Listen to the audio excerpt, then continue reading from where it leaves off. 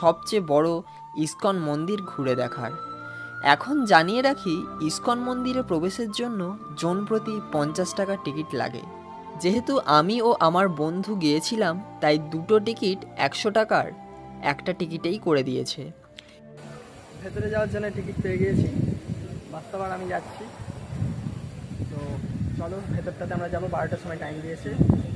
ভেতরে একটা জিনিস খুব ভালো হয়েছে, এইসব যেসব মন্দিরগুলো আছে এগুলোতে ভেতরে মোবাইল নিয়ে প্রবেশ করা নিষেধ, কিন্তু ভেতরে যেটা আছে এটাতে মোবাইল নিয়ে ঢুকতে যেতে দিচ্ছে। এটা আমার সব থেকে বেশি ভালো লেগেছে। তোর কেমন লেগেছে বল? এটা এখানে ছবি একদমই তুলতে পারবো না। হ্যাঁ, ভেতরে যেই জায়গাগুলোতে সেই জায়গাগুলোতে একটাও আমরা ছবি তুলতে পারি। চলে যাবে, দেখা যাক, যদি আমার প্রাণ প্রতিষ্ঠা হয়নি ওই জন্যই হয়তো দেখা যাচ্ছে আমরা।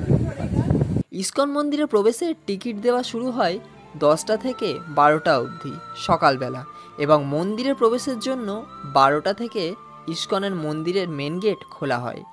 অপরদিকে সন্ধ্যাবেলায় টিকিট কাটার জন্য টাইম হলো 4টে থেকে 5টা অবধি, এবং মন্দিরে প্রবেশের জন্য 5টা থেকে গেট ওপেন করা হয়। তো কালকে তোমাদের রাত্রিবেলায় দেখিয়েছি এই রথটা, এখন 3টে পরস্পর।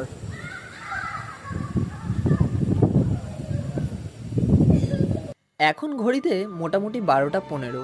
মন্দিরের প্রবেশের দরজা খুলে দিয়েছে। আমার মতো প্রায় 4 থেকে 500 লোক লাইন দিয়ে দাঁড়িয়ে আছে মন্দিরে প্রবেশ করবে বলে। অনেক ছোটোবেলায় এসেছিলাম মায়াপুর, তখনও দেখেছিলাম এই মন্দির তৈরি হচ্ছে। আজ এত বছর পর এসেও দেখলাম মন্দির তৈরি হচ্ছে, তাই এর ভেতরে কী এমন জিনিস তৈরি হচ্ছে সেটা দেখার বা জানার আগ্রহ তীব্র বেড়ে চলেছে।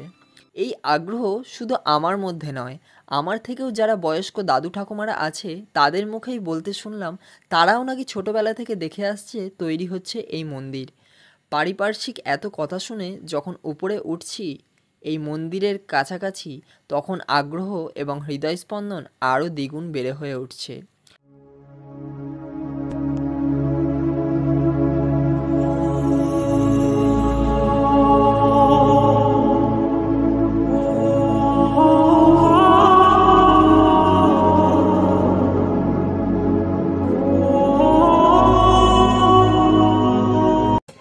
রথপাশে হেঁটেই যাচ্ছে, কত উঁচুতে গিয়ে যে দেখতে পাবো কি জানি।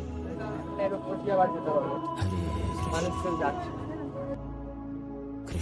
মানুষগুলো এখন থেকে যেন কত ছোট ছোট মনে হচ্ছে। এই দেখো,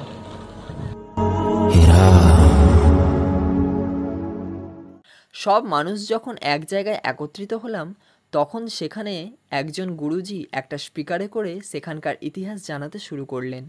তার বলা বক্তব্য আমি তোমাদের সাথে শেয়ার করতে পারলাম না, কারণ তাতে কপিরাইট পড়ার চান্স বেশি আছে।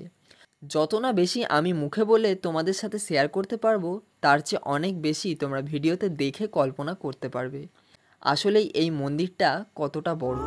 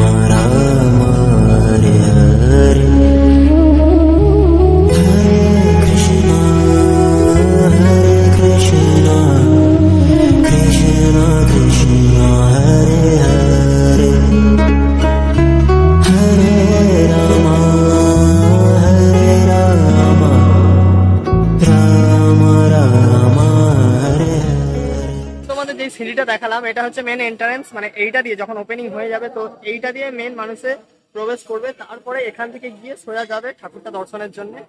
তো আমরা যেটা দিয়ে এসেছি হচ্ছে মন্দিরের পেছনের দিক দিয়ে, ঠিক আছে। তো সেক্ষেত্রে মানুষজনদেরকে শুধু দেখানোর জন্য ওই রাস্তাটা ইউজ করা হচ্ছে, আর যখন মন্দিরটা পুরো ওপেনিং হয়ে যাবে তো তখন কিন্তু একদম এইটা দেখতে পাচ্ছ, এই যে সিঁড়িটা, এইটা দিয়ে মেন ওপেনিংটা হবে, এটা দিয়ে মানুষজনরা যাবে। তো এখানে দেখার বলতে অনেক কিছু, ওখানে যে প্রভুজি আছে উনি কিন্তু বলছেন যে এখানে কিভাবে কি এটা তৈরি হয়েছে না হয়েছে।